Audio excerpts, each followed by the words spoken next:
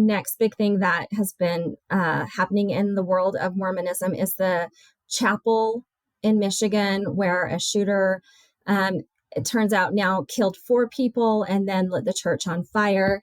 We've been getting a lot of stories in the last week about kind of the aftermath of that. There's a lot to talk about. The first thing, as the cold winds of winter sweep in, there's nothing like the warmth of a comforting cup to help you slow down and unwind. This is the season. Let Postum be your cozy companion.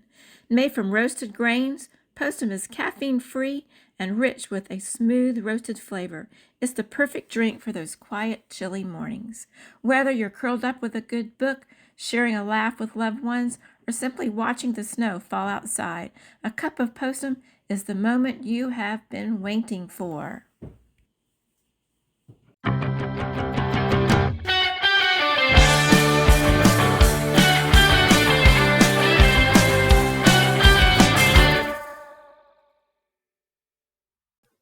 Hello, everybody, and welcome to This Week in Mormons. It is so good to have you with us today in our pre-General Conference extravaganza.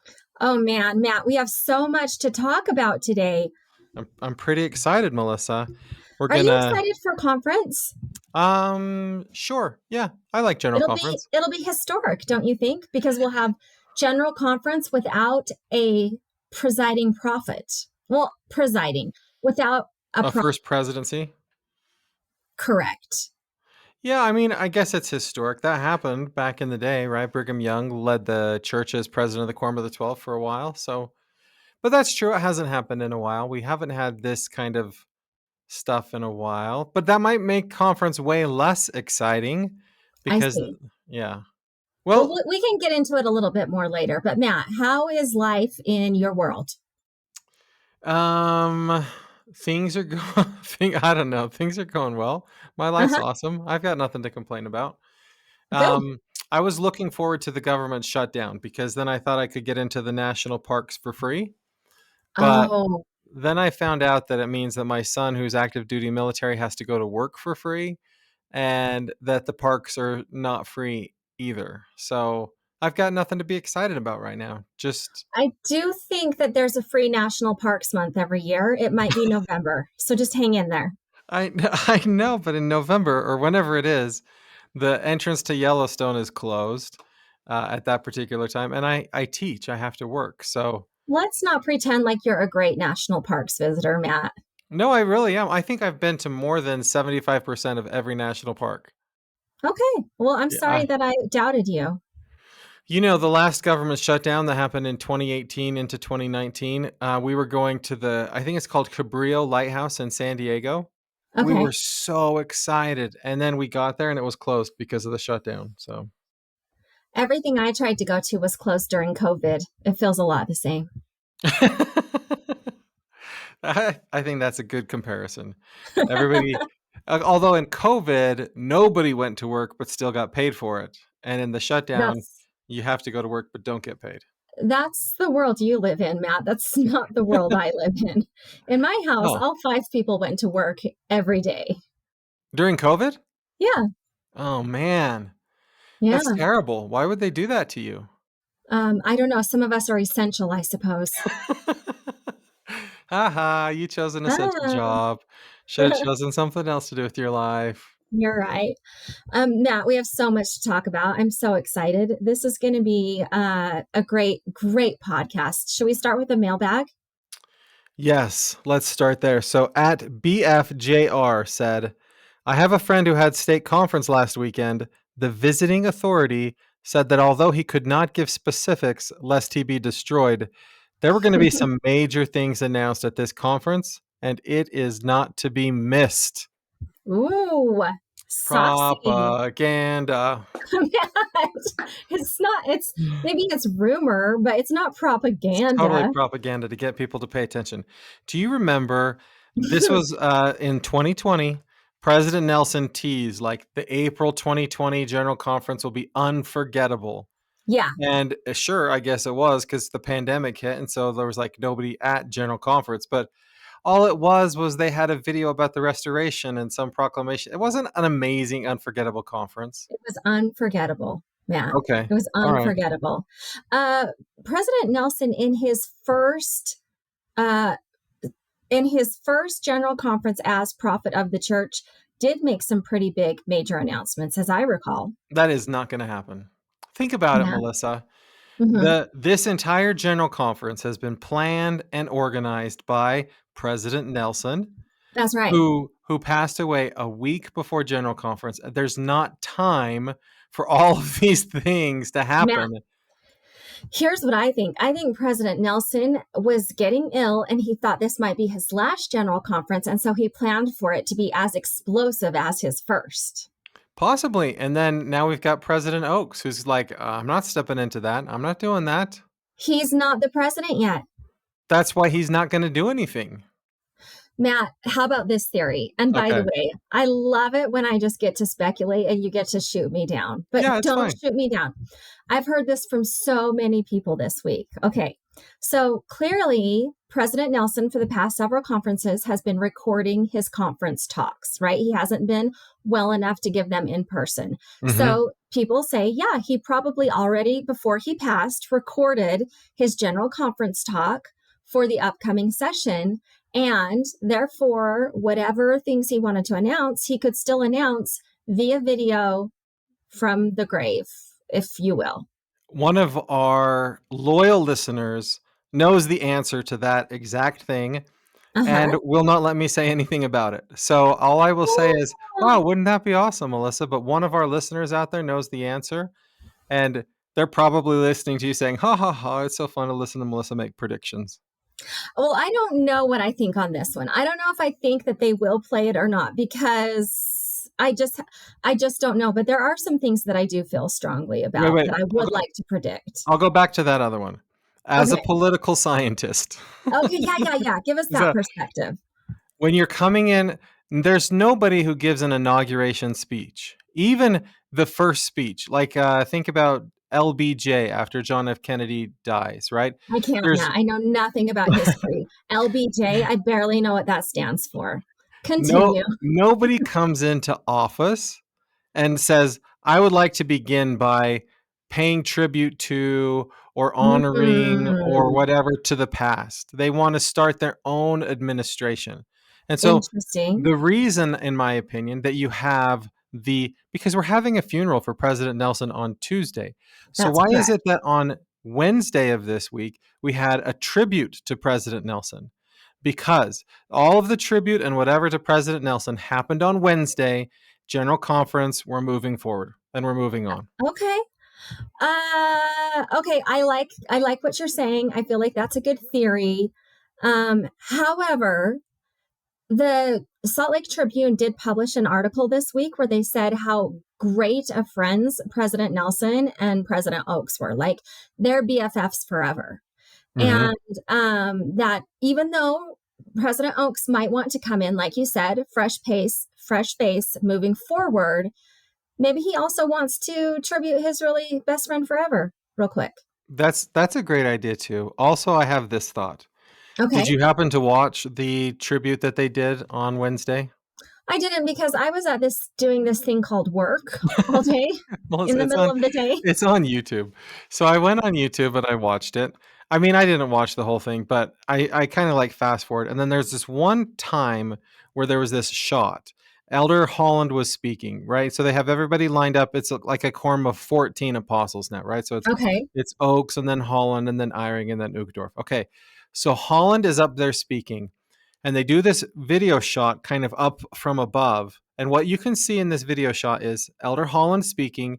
You can see President Oaks sitting behind him on one side, and you can see President Eyring sitting behind him on the other side. And the impression that was a new first presidency shot? No, the impression that I had from that is these men are old and ill and like not going to be around for a whole lot longer. So there's this other part of me that says like, no matter how bestie all of them might be, there might be this thing in them that says, we're kind of tired. We're kind of like not young, vibrant, enthusiastic, make a lot of change. like as people get older, they become less interested in like making big changes. And so I think there's a high probability that it's going to be one of these just do what we've always done and keep it Hmm. simple so that we can sit in our chairs and give our talks. Matt, guess what I do when I'm tired? I What? show a video. Boom! Show President Nelson's video. So I was at Sunday afternoon in April session. So we were there at President Nelson's last general conference. And this, I'll tell you Uh-huh. what, I think I've said this before. This is what I saw. Yeah. Intermediate hymn. Well, first of all, President Nelson comes in a wheelchair. President Eyring comes in a wheelchair. Yeah. President Holland at the time comes in a wheelchair. President Oaks was the only one who could walk. Then it's intermediate hymn time. They all stand up, but within 2 minutes, everybody is sitting down except for Hmm. President Oaks. Like Hmm. I think that it's just as likely you just sit in the chair and give the talk. Which, by the way, Elder Holland was sitting in a chair when he gave his talk, and so is President Eyring. Okay. Well, Matt, let's just go back to at BFJR and his prediction of major things announced at conference. And let's just do some speculation of what we think, if there were to be major Oh, announcements, okay, all right. what they would be. Because, Matt, this is the time, 1 hour church. It's time for it to be announced. What do you think? I think that I put the over under on that at the second coming of Jesus Christ. Right, you said it would be over the second coming of Jesus Christ. Yeah, so I don't think I'm going to go under that just because President Nelson died. Yeah, I I think think that's it's going to be announced. I think it's going to be announced as the going forward program. Mark my words. your predictions are so much more like wish lists. It's like at Christmas time, you sat on Santa's lap and you said, Santa, here's my predictions for Christmas morning. I Yeah. predict I'm going to get a brand new doll. Isn't that how we're supposed to pray? Here's all the things I want, and I've been such a good girl. Let me have it. Well, so then I guess my prediction, it won't be the first time I've predicted this. If there's something major happening at General Conference, You're going to predict the second coming happens at General Conference again? there's a man with a spreadsheet that's got I mean, why not, right? Is that really Sure. what you were going to say? Yeah, that's what I was going to say. Oh, Matt.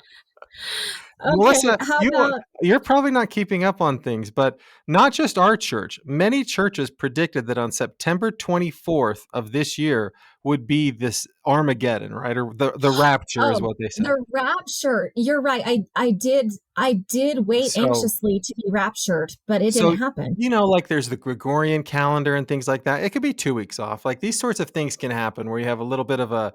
So Jesus coming during General Conference is within the 2-week difference of the Gregorian calendar of September 24th, 2025. Okay. So I'm going to predict the Okay. rapture. Matt, you've got to admit 1 hour church is more likely than the rapture during General Conference. No, I really don't think they are. Okay. Melissa, don't you look at the signs?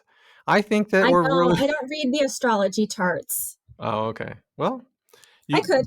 if you wanted to, there's a man with a spreadsheet that does it for you. You can check out his Yeah, channel. can we interview him? Can you get him on for us to interview? Well, that'd be fun to reach out to him. Some of our Yeah. listeners have told us his name. Right. I'm sure yeah. it's on his YouTube page, Matt. That people usually tell us their names. I was in Independence, Missouri 2 weeks ago, and I really thought Mhm. about like calling him on the phone and looking him up and chatting with him, but I went to Adam-on-Diamond instead. So Okay, were you waiting for the rapture there? Is that where you thought it would happen? I was all ready to go. Then it started raining and I had to get in my car, and I just assumed like the car is keeping me from getting lifted up. It doesn't know how to get me Yeah. through the lid of the It car. makes sense. It makes Yeah. sense. Okay, what about temples? Do you think we're going to have a big temple announcement? Because as you said, that would have already been in the works before President Nelson's death. Yeah. So normally I think we have around 12 temples announced. And you Okay. usually go over 12. You say there's going to be more than I'm going to go under again, under 12 temples. So do you think the temple building pace will continue? No. Again, I probably Interesting. watched too much YouTube, but I saw a guy out there. He was like the head of the temple department or something like that. And Okay. he said that before President Nelson, if you wanted to announce a temple, you had to like identify a site, get the permits, get it all figured out, and then you would announce the temple. But President Nelson was like, we're going to just announce the temples and then we'll figure out how to build them later on. I think that going forward, it will not be like that anymore. It'll be like, we've got a lot announced. Let's get some built. Let's We figure need out to the catch permits up a first. little bit, Yeah. particularly on the China and Russia temple situation. I think that, hey, that's a prediction. They'll unannounce. I could see President Oak standing up Unannounced. and saying, President Nelson was a lifelong friend, but this was a crazy idea. We're not building a temple in Russia anytime soon. I'll predict that. Okay. All right. How about this for a change? Have you heard rumors about changes to the missionary program? I haven't heard that they're going to make any, but I have an interesting idea about the missionary program. Okay. Because my son's on a mission, and so I've learned a lot about like how things work. Missionaries Mhm. right now spend a lot of their time not dealing with, engaging with individuals on like social media or different. I think that they're going to announce sometime soon that the church is developing an AI chat bot to help like facilitate missionary work, so that rather than the missionaries chatting back and forth with all of these people who may or may not be interested, the chat bot itself can be like elder chat bot. And because Elder chatbot. that's what I think. I I'm held my tongue as long as I could, Matt. This is not going to happen. Melissa, I was at a car dealership recently and I was texting back and forth with one of the salespeople. And then I went into the dealership and I was like, they're like, who have you been talking with? And I told them, they're like, yeah, that's our chatbot. We call him, let's just say Ted. Like the salesperson was like, in fact, there are customers we have that when I tell them Ted is a chatbot and I'm a real person, they don't believe me. They think that I'm the chatbot and that Ted is the real person. Like chatbots are good, really, really good. Yes, I know. I agree. I couldn't agree more. However, remember the whole talk from Elder Suarez just last month about how AI cannot replace the spirit and how people need to be able to tell the difference between AI and what is real, and that we shouldn't use AI for all of these purposes. And there are some good ones, but the last thing that Elder Suarez meant was a chatbot for elder AI is the way that we're going to do missionary work going forward. Well, it's a good No, idea, it's and all about the spirit, Matt. that's interesting. Oh, is I'm it? Is it? I'm doing a survey right now with members of the church, Okay. trying to like gauge their attitudes about AI, just AI stuff. And it's fascinating how all over the place people's attitudes are about AI. And what you're saying is true. Most members of the church in the survey so far say that they don't think AI should be used for missionary work to find people to teach. But they do love it for family history work. Sure. I don't think it should be the first conversation you have with a member of our church. Although I do want to coin the term elder chatbot. I think that's great. Yeah, we're going to trademark that. Okay, Well, here's what I think about the missionary program. Okay. Mhm. I think we're going to get a big change to the missionary program, and it's going to involve you getting to decide your length of service. Here's why Oh I boy. think this. Well, BYU's newest quarterback recruit, he said, I'm going to serve a 12-month mission and then I'm going to go be quarterback. And I don't know why nobody paid any attention to that, because it's like, hey, since when do you get to choose the length of your mission? But come to find out, athletes have been doing this for about 2 years all around the church, deciding how long they're going to serve and then serving that long and then going and returning to being an athlete. Side note, why are athletes so important that they get to do this? I don't Because know. he is a missionary. I His can stand. quarterbacking is missionary work. Uh-huh. Yeah. Yeah. Thanks, Matt. Melissa, So newsflash. I think that we're going to let elders and sisters choose 6 months, 12 months, 18 months, 2 years. You decide. I think that they already can. I mean, sisters can't choose 2 years, but you can choose the Right. length of your mission right now. You just let them know how long you're going to serve. They're not going to tell you, no, no, you can't go on a mission. No, you don't. That is not 100%. true. No, you do not put in your papers and say, I anticipate to serve 6 months. Yeah, but at the 6 month mark, you can say, I'm going home. Matt, You can. okay, then let's make it formal. Oh, okay. All right.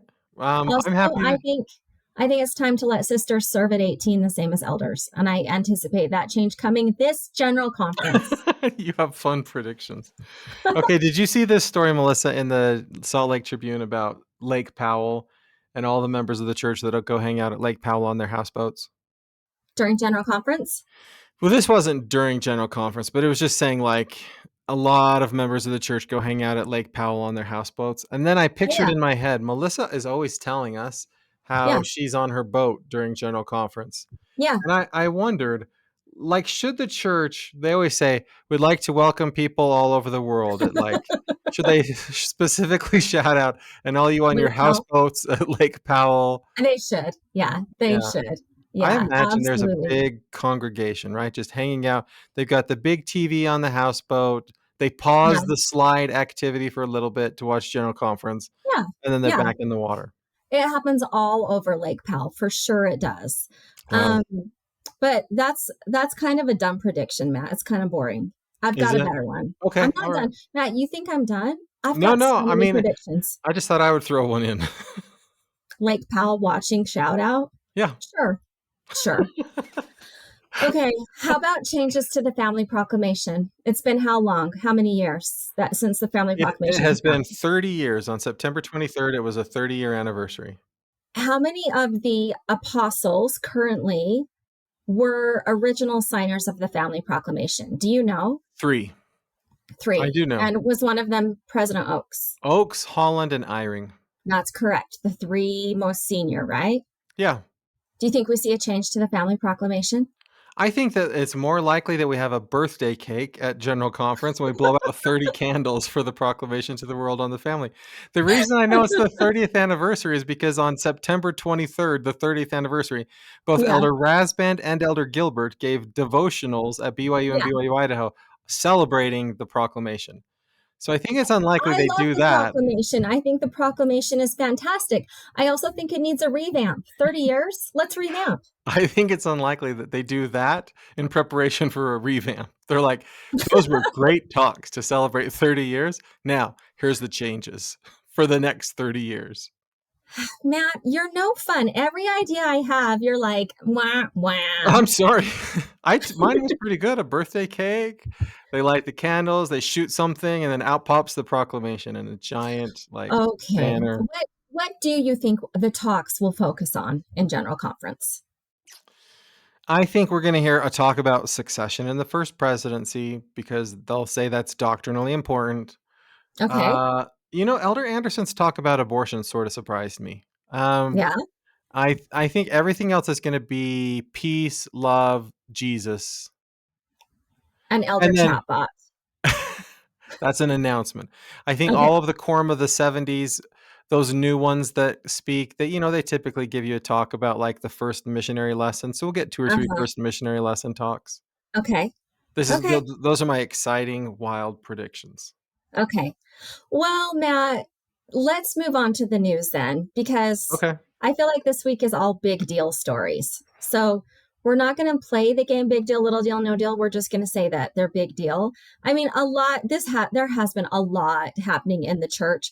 We covered it briefly on Sunday. Tiffany and her husband covered it briefly on Sunday. They did a great job. But since then, we've got more details on the big stories. So let's talk about them. Okay. All right, so we'll start with President Nelson's memorial. If you missed it, Melissa, because you happened to be at work, you can watch it Correct. on the YouTube. It How was long was it? it was an hour. It Okay. was exactly like all church productions, an hour with Okay. speaking and song. Okay. And then Tuesday at I think it's noon, President Nelson's funeral will happen. They haven't announced this yet, but I think there's going to be a viewing on Monday. That if everything kind of holds the way it is, and if you can, listeners, if you can go to President Nelson's viewing in Salt Lake City, it's so worth it to do that. I So went I to was President wondering if Hunter's. that's a thing you can do, because I pictured kind of like, when the Pope died and they had the line wrapped around the block to honor him. Yeah. Is that going to be something they let the public do? Yeah, they've done that in the past. And when I was in college, I went to President Hunter's viewing, and there was the line wrapped all around Temple Square. But it was a Mhm. fast moving line, and it was very powerful for me. So I highly recommend anyone who can get to Salt Lake City. Maybe you're like just hanging out in Salt Lake City because you think you might be asked to be an apostle out of nowhere. And then maybe that doesn't It happen, and you're happens like, all the time. That's yeah. almost always how the apostles get found. Just extend that vacation one day and see if Yeah. you can go by the viewing because they're really, really cool. Do we know who will be speaking at the funeral? I do not know. I'm just Uh, wondering if there's like this public funeral and then this private funeral because we haven't always. heard anything from Sister Nelson. And it's fine if she doesn't want to make a public statement. I could totally understand that. But I would love to hear a talk from her. And I just didn't know if that's something that could happen at a funeral or not really. That really hasn't ever happened in the past. Typically, what they Okay. do is they have like the public viewing, and then just like if it was somebody in your family that had passed away, like in church, there's like a private viewing that happens before the funeral. So there's usually Hmm. like family and friends go to that, and then there's the public funeral, but typically the wife of the prophet does not speak at the funeral. Okay. Okay. I Um, imagine Wendy Nelson is not going to speak. Again, if it's like what's happened in the past, we won't hear from Sister Nelson ever, ever, ever again. yeah, that's sad to me. I really enjoyed her. Okay. Well, maybe And she'll then, get called to the Relief Society General Presidency. Count that as yeah, another prediction. yeah, okay. We Okay. also have 8 new chapters released of the teachings of President Nelson. That those are online on the Gospel Library app. If you want to read those other 8 chapters, we had many of them released while he was still alive, but maybe these are like the sealed portion of his teachings, and they only get released after he's gone. And then there's some Okay, Matt. stories. Then there's some stories about how succession works in the church. Okay, Um, I do want to talk about how succession works in the church. yeah. I think we know how it works. However, back to the rumor mill. Okay. There's a lot of people. Just to be clear, I think President Oaks will be the new prophet of the church. I don't think that there's any doubt about that. I know that it's been set up succession for a long time to be something that's more automatic and that is less, I don't know, speculative. But I've had a couple people tell me a few things. Okay, I do work with history teachers. Oh. Okay. And they Mm. like to look at these things. So one of them said that with the Catholic Church putting in an American Pope, Hmm. it made a lot of religions everywhere take another look at succession and how it happens. And that the timing of that is also good timing for our church, that possibly we've been looking at succession and could changes be made to the way that it happens. And the answer we know is yes, could changes be made? Technically, they Sure. could. I mean, you probably know more about this than me. Like, technically, we have a system in place, but it doesn't have to be that way, correct? I don't think anything in the church has to be a certain way, but Mhm. as much as let's just say, like, as much as anything in the church has to be this way, succession would be that way. Like everything in the church is seniority. So Right. it's so hard for me to imagine a scenario in which any of the quorum of the 12 apostles does not vote to sustain President Oaks as the president of the church. Yeah, I agree. Unless, However, did you see the yeah. movie Conclave? Unless an interesting person from the outside shows up and says, "Actually, I was ordained an apostle by President Nelson in China and nobody knew about it, and I should be part of the Ooh, conclave as well." And then there's a fight that erupts in the Quorum of the 12. And then they're like, "Well, let's yeah. just choose this new person who turns out to be transgender, not to Oh, spoil the movie Conclave for all of you." That situation, maybe that could happen. and the way that happens is you hang out at Temple Square during the funeral proceedings and wait for them to notice you, right? Yeah. No, I'm not going that crazy, Matt. But I do think, okay, so somebody pointed out to me that there was a slight change in the church handbook about succession around April of 2025. And I asked my AI chatbot to give me a side by side comparison between 2019's wording on succession and 2025's wording on succession. And Mhm. there's a few slight word changes. Like instead of the word should, it's the word could, or Mhm. shall occur this way, could occur this way. Mhm. Just a slight change. So I'm just saying, Okay. like, there's a possibility that they've been setting in motion a change of succession, and that if Elder Oaks is the one who announced it, then everybody could get behind it. So let's look at this sentence in the 2025 version. Okay. Selection of new president. longest serving apostle, Mm-hmm. unanimously selected by the Quorum of the 12, Mm-hmm. followed by choosing counselors, forming a new first presidency. Yeah, that's how it Okay. happens. That to me seems like that's what happens. That's Yeah, what's no, going to I happen. agree. I do think that's what's going to happen. But I think there are some people who are whispering, like, hey, we've got a lot of senior people in the apostasy. What's the word I'm looking for? Apostleship In the apostleship. or the Quorum of the And 12 apostles? yeah, and maybe they don't want to be in charge. Yeah, maybe nobody else does either. Who's going to raise Hmm. their hand and say, make it be me? You're right. Only the weird guy at Temple Square. You're right. Yeah. Yeah, I think Okay. I think what happens in General Conference is business as usual. The Yeah. funeral happens for President Nelson on Tuesday, and I think by a week from Sunday, we have the new first presidency announced. Okay. And who will that be? Would you like to predict who the new first presidency will be?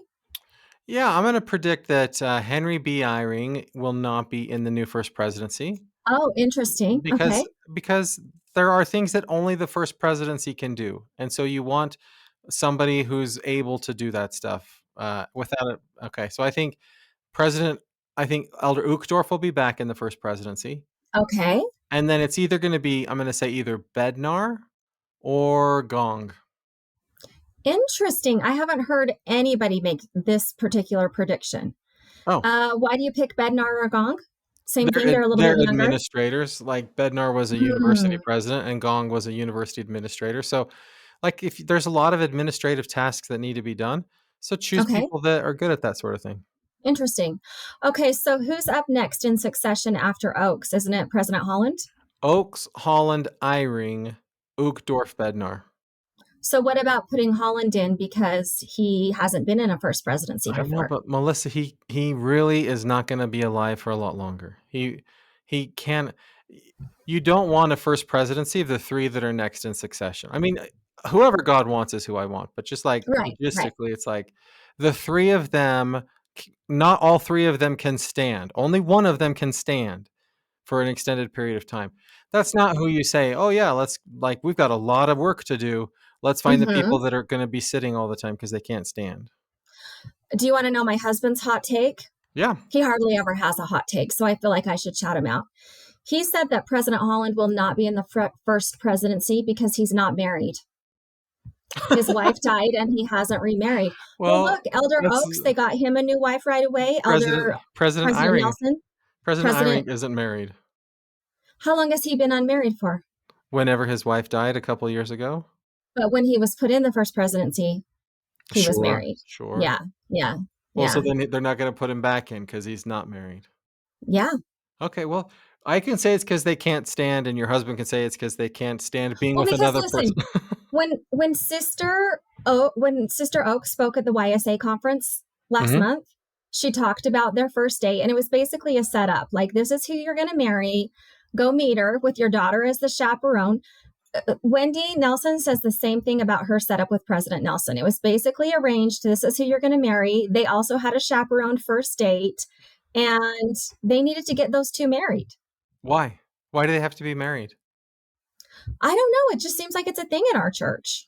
Oh, well You then gotta now have a woman by your side to support you, to be your better half, Matt. I hope that it is Holland and Eyring to let people know you don't have to be married to be in the first I kind presidency. of hope so too, but it was just kind of an interesting take. Do you have new Wait, apostle guesses? who'd you take for first presidency? Okay, first presidency. I'm gonna go Bednar. I think Bednar for sure.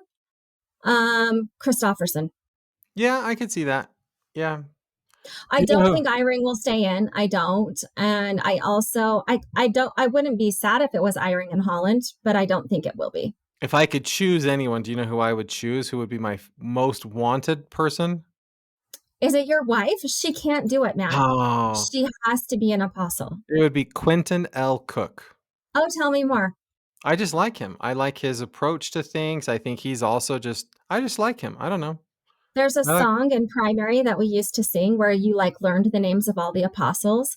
And the only line I remember from this song is Quentin L. Cook is a Cache Valley man. That's so funny because He's he from like he's from my part of the world, Cache Valley. kinda like in elementary school, he lived his life in San Francisco. Why wouldn't it be Cache Valley, why man. wouldn't it be Gary E. Stevenson is a Cache Valley man since he I don't still think he lives was in there? I don't think he was in the apostleship yet. Oh, I see. It's kind of an old song. Okay, so next apostle. Next apostle. I'll go Um, first. I think it's going to be Dubé, Edward Dubé. oh, okay. Yeah. Here's why. He's from Africa, Yeah. and that area of the church is growing dramatically and quickly. And he's part of the, what is it called? The presidency of the 70? Yes. Yeah. So what are there, like 7 seven of or those. eight? Seven presidencies of the 70. They used to be called And assistants to the 12. So often people in okay. that get chosen to be in the 12. Yeah, because wasn't Kieran in that? Yeah. Yeah. So I just kind of looked at the people who were in the presidency of the 70, and I Mhm. was like, ooh, South Africa, that would be a great person to have an apostle come from. And Mhm. I just kind of went with it. But I don't have a lot more information. What do you think? What about presiding Bishop Kosei? Okay. So if you're in the presiding bishopric, is there a history of calling the next apostle from that? Robert D. Hales was presiding bishop, and Henry Okay. B. Eyring was presiding bishop. Where's Kosei from? France. Okay. Yeah. Okay. What True. about Meredith? Elder Alvin F. Meredith III. President of BYU Idaho. I mean, We that's love happened before. him. Remember when we interviewed him? Yeah, it was a lot He of was fun. one of my favorite interviews. He's such a fun guy. I Yeah. think we need to keep him at BYU Idaho. I think he's got Okay. a lot of work to do there. Yeah. That's fine. Yeah. Okay. All right. Do I you have think no people who predictions. say we don't want another white guy have a leg to stand on? I think that when you talk about representation in the leadership of the church, the quorum of Thank the you for being 12, more politically correct than I was. Start again. When you talk I about representation, I think that representation in the quorum of the 12 is not as important as representation in the 70. And I think that okay, because if you think about the administrative work that's done, most of the administrative work gets done by members of the quorum of the 70. Most of the stuff happens there. I think that the members of the quorum of the 12 are very responsive to and listen to people in the 70.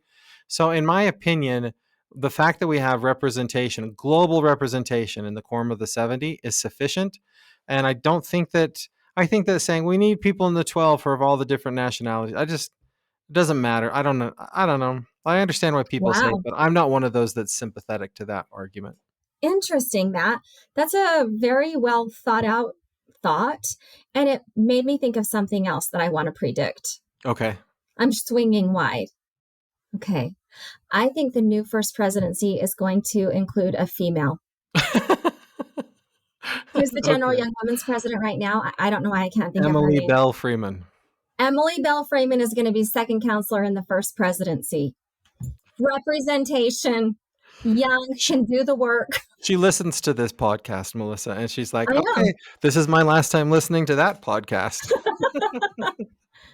I don't really think so. But if we're talking big changes coming, that's one I could get on board with.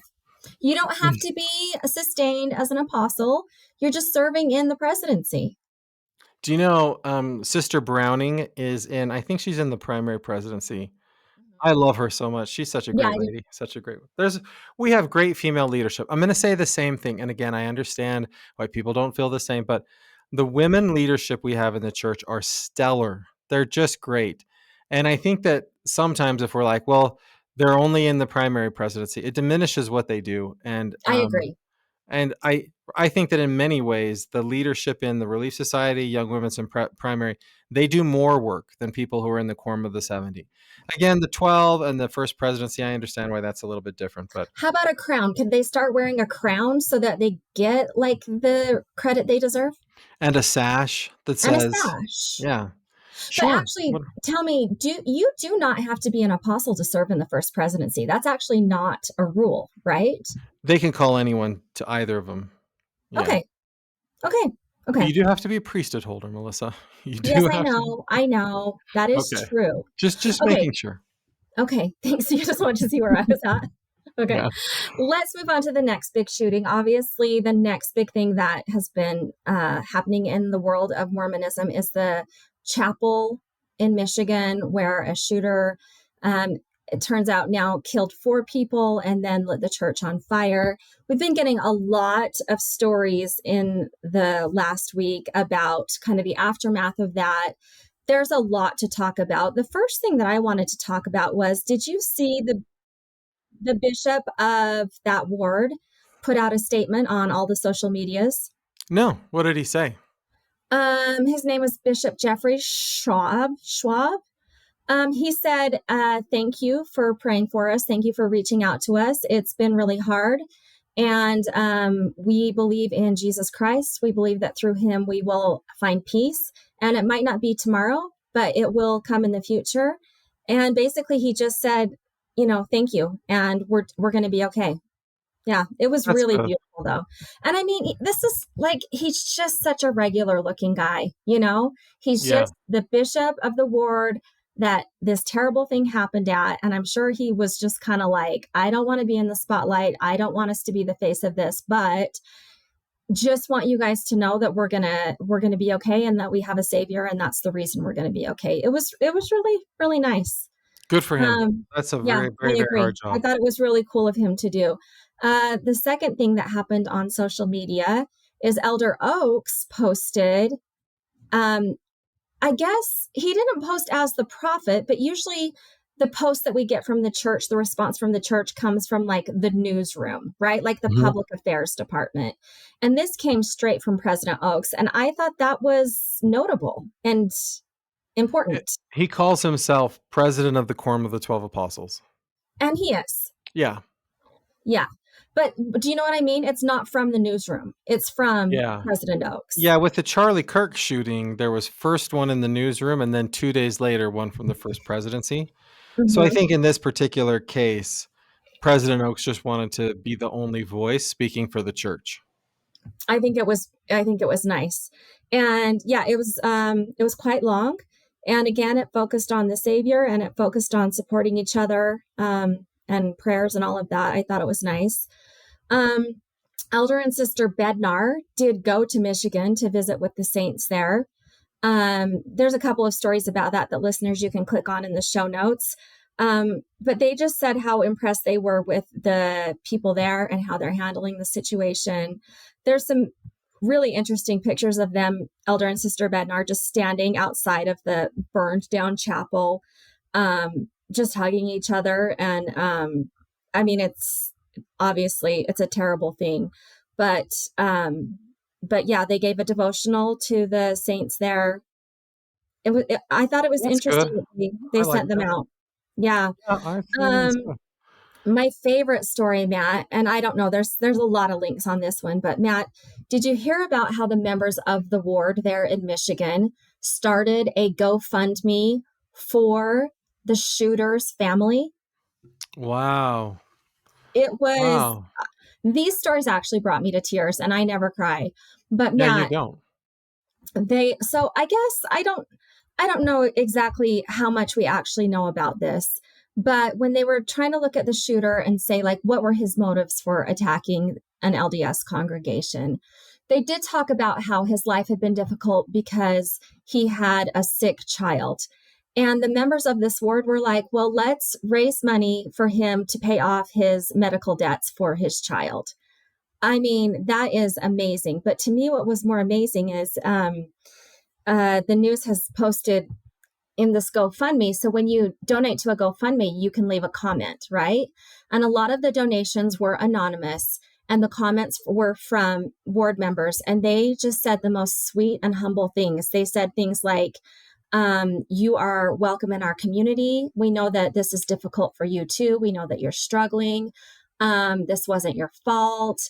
Hopefully this lets you know that God loves you. I mean, just the sweetest, kindest things. And I cannot think of a recent example of people who are in the midst of hurt and pain and tragedy and literally being attacked, so purely turning the other cheek and showing love to people. I mean, it really did overwhelm me. Currently they've raised more than $200,000 for the shooter's family. Wow.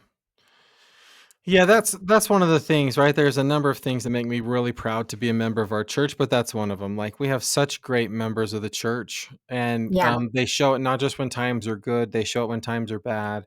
They're Yeah. always like you can really always count on members of our church. I mean, I know that people get hurt. I know that we're not perfect, but like as a general rule, it's great to have friends who are members of our church because generally we try really hard to be good. So I love that. I don't know how often in life you're called upon to actually live out loud the first great commandment, to love one another, or to love those that hate you, right? Love your enemies, love them that curse you and hate you. I mean, this is a person who, it does seem by all accounts, hated members of our church, or had strong, I don't know, he Yeah, hated them. yeah. And like, there's not that many times in our lives, if ever, that we actually come face to face with someone who hates us and then have the opportunity to show love and compassion. I think it's inspiring. Did you hear this? I don't want to spread untrue rumors, but it's been reported several places that the shooter would ask people, "Do you believe in Joseph Smith, or do you worship Joseph Smith or Jesus Christ?" And then, depending how they answered, would decide to shoot them or not. I Inside the mean, church? inside the church. Huh. Yes. Yeah. So a couple of members who were, there that day reported that. In fact, one of them said that he asked her father, "Do you worship Joseph Smith or Jesus Christ?" And he didn't answer quickly enough. And so he shot that father, and she knelt down to like aid her father. And he asked her the same question. And she said that she had the opportunity to look into his eyes. And I mean, it's an insane story. And she said, I saw him as God sees him. I saw hurt and pain inside of him, and her father died. And Yeah. like, I mean, what these people had to live through, and then to be able to turn around and just turn the other cheek like that and say, "You're a child of God too. You must be hurting too. Your family needs help too." It's beautiful. But to me, that's the power of the atonement of Jesus Christ. Like Hmm. it works on both sides of the equation, right? When a tragedy happens, there's victims on all sides. There's nobody that is untouched or is like benefited from tragic situations. And the Hmm. atonement of Jesus Christ both gives people who are victims, in terms of like being shot, it gives them the strength to heal, right, and to overcome Hmm. and to comfort them, Hmm. and then on the other side too, like when people do things that are just regrettable and awful, then they can find forgiveness through the atonement of Jesus Christ. So to me, Yeah. it's all just a testimony of the power of Jesus Christ in people's lives. Yeah. I guess, Matt, the other side of this story is, do you think we need to be more concerned about whether or not we're safe at church on Sundays? I mean, No, at school, we do a lot of drills. We do a lot of drills for what will happen in the case of a a shooting. shooter. Yeah. I've never done that at church, you know? I think that I want churches to always feel like a welcoming place. I love Hmm. that we say everyone's welcome. And my son Hmm. on a mission tells me all kinds of interesting stories about people who just wander into church and show up at church. And we welcome everybody. And we know that that's a risk, right? That if you don't take security measures or whatever, there's a risk of these tragic things happening.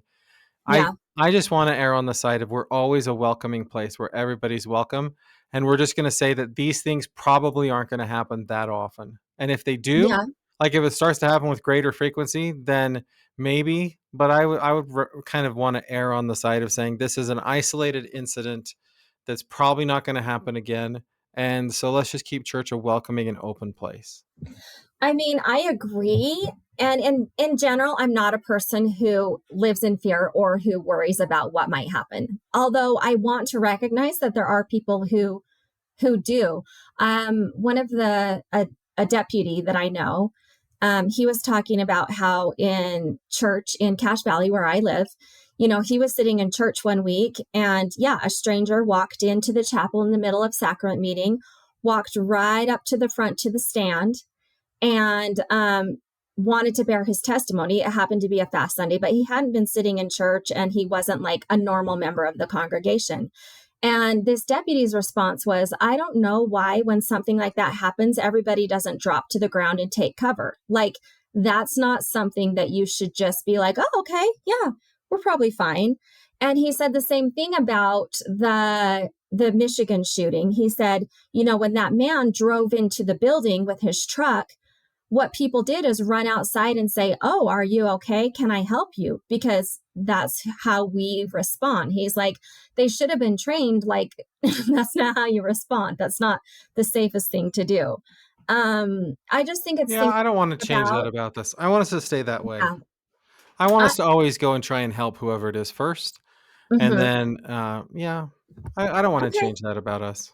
I mean, I do agree. I feel the same way. I just think it's worth talking about because there's a lot of people who don't, who say like, I don't feel safe going back to church, I've, this is secondhand. I don't know firsthand, but there are KGB agents, or the modern day equivalent of KGB, who join the church and get baptized so that they can go to church and just spy on members of the church in Russia and report back to anything they're doing. And the members of the church in Russia are pretty sure they know exactly who the KGB agents are, but there's nobody saying to them, you're not welcome. You shouldn't just join our church so you can spy on us. When I was on my mission, there were people of other churches that would get baptized. They'd go all the way through the temple just so that they could dig up dirt on our church.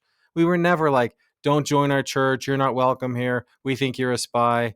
Like, we just let people do what they're going to do, and we welcome everybody. I think you're right, Matt. I did find an interesting article from Mormon Metrics about how Mormons feel about gun control. This is data that came from 2024. It hasn't been updated in the last year, but that's still fairly recent. Yeah. Basically, Mormons are more likely to own a gun than the average United States citizen. So let's see, about 50% personally own a gun, or someone in the household owns a gun. And they're less likely to want restrictions on like banning certain types of guns, but they are equally likely to want education and perhaps some restrictions about gun ownership if you have like a mental health problem or if you like are a criminal or something like that. None of that surprises me at all. Not a surprise. I mean, honestly, like 50% of my church parking lot has guns in the vehicles. Like I live in a place where people own guns. I was in a YSA bishopric on campus, and the elders quorum was like, for our activity, we're going to go shooting guns. And I was like, wait a minute. We shoot guns all the time. I know, but I was like, aren't guns banned at BYU Idaho? I thought you guys weren't allowed to bring your guns. And they're like, well, our apartment manager has a place where we can store our guns so we can have fun with them on the weekends. We have a strong gun culture in the church, at least in the Utah, Idaho, whatever part of the church. Yeah, I agree. And I'm fine with that. Okay, next topic. Are we experiencing an anti-Mormon moment? When Mitt Romney was running for president, the whole question was, is this the Mormon moment? But now I'm wondering, is this the anti-Mormon moment? Because I don't know if you saw this story, but at the BYU Colorado football game, there were so many chants that were anti-members of our church that the Big 12 fined Colorado $50,000 because they weren't preventing that from happening. And then there's a whole lot of like stuff on social media right now that are like, are members of our church Christian? And they're not Christian enough. And there's a lot of like MAGA people that sort of are like, Mormons aren't Christian enough. So it feels like there's a little bit of an anti-Mormon moment right now where people really, really don't like members of our church. I mean, I think that our church is in the spotlight more, and that people who like to spout off on platforms are definitely taking this as an opportunity to do so. So I think that's part of it, is just that in general, it's more in the news. I did find an article, let's see, I think this is in the Deseret News, about how Americans feel about Latter-day Saints. And it says, I mean, I thought this was interesting. 25% of Americans express unfavorable views of the Yeah. Church of Jesus Christ of Latter-day Saints. So a quarter of Americans, that's crazy. And only 15% have a favorable view. Yeah, the rest are like, So I it's, don't know. yeah. So it's more Yeah. more unfavorable than favorable. Like, Yeah, that's bad. yeah. Yeah, Pew does this stuff. They've been doing it for a while. That's 2023 data, but yeah. I Again, we've been talking about this, how people will attack members of our, like, even the stuff where we say, oh, secret lives of Mormon wives and all of that stuff. There's plenty of like really anti-Mormon tilted content in the media that if we were to do the same things with other faiths, then we would say, hey, that's anti-religious, anti-Semitic, or whatever. You can't do that.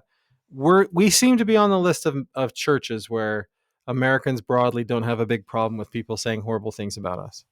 You're right. You're right. But remember last year was the year of the Mormon woman, like according to, I Yeah. think it was Time Magazine or the New York Times or Washington Post. something. Yeah, something like Yeah. that. Yeah. I know, but the So Wall Street it's, Journal article we talked about last month, right? Where they had that woman in like temple clothes and all that stuff. Like, you're right. That yeah, was offensive. Yeah, you're right. we You're could be, right.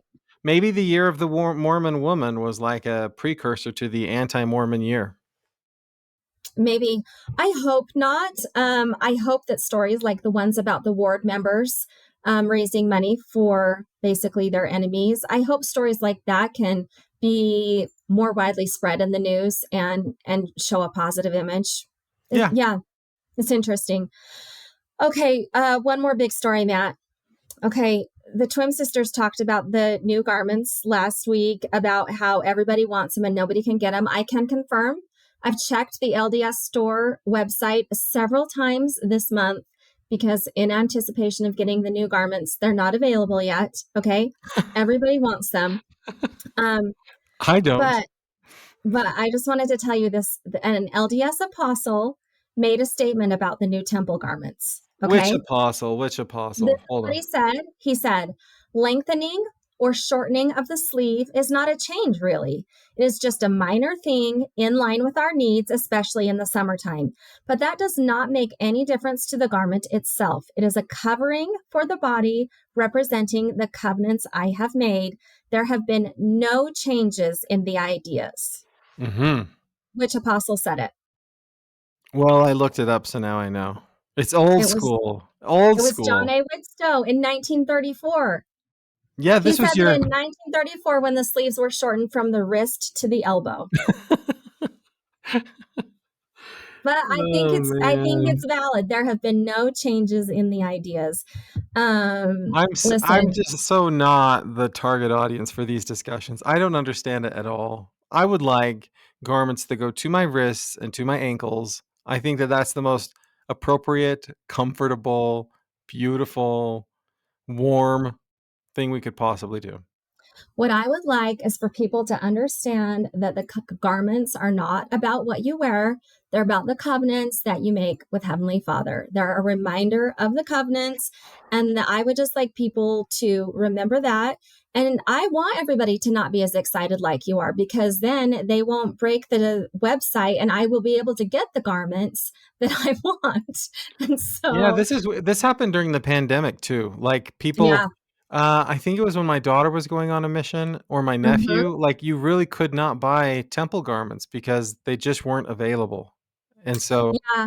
The website is like, here are the pictures of the 6 new garments. In fact, they have a new link that's called new garments. So it's like women's garments, men's garments, new garments. And when you click on new garments, it shows you the 6 out of stock. possible options for women. And it says not available, not available, not available. Why don't they just give us the pattern and you could make your own?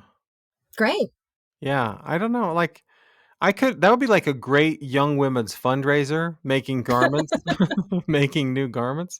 I can think of a lot of people who'd be happy to do it. Okay, well, we're going to end with quick clips. We normally start with quick clips, but Yeah. I'm super excited, Melissa.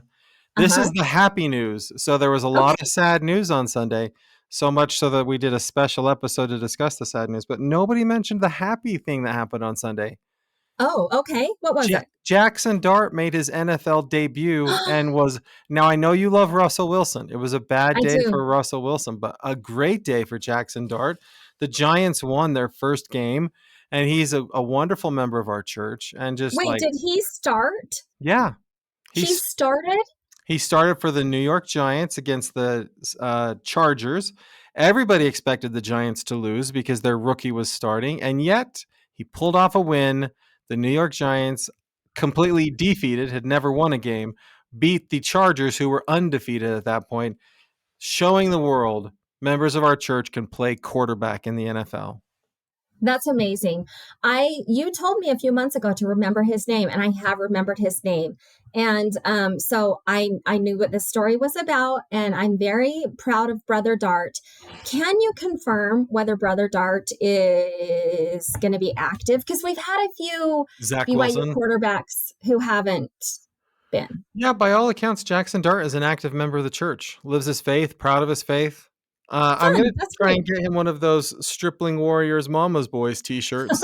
Perfect. No. Like Bryce Harper showed Yeah. off. Yeah. I'd rather do a 3 Nephites t-shirt, right? So that can be a trending topic, the 3 Nephites. I love it. I think that's great. All right, Okay, we're going good to move job, Brother Dart.